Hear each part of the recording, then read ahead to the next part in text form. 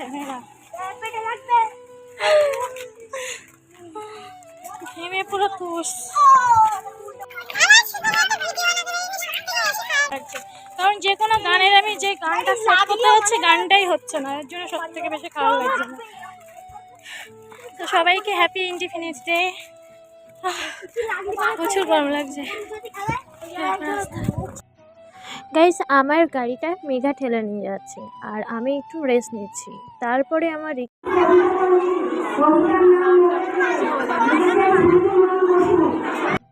আমার ভাগনা রিক এখন হচ্ছে কবিতা বলছে, সব স্যার ম্যামরা আছে।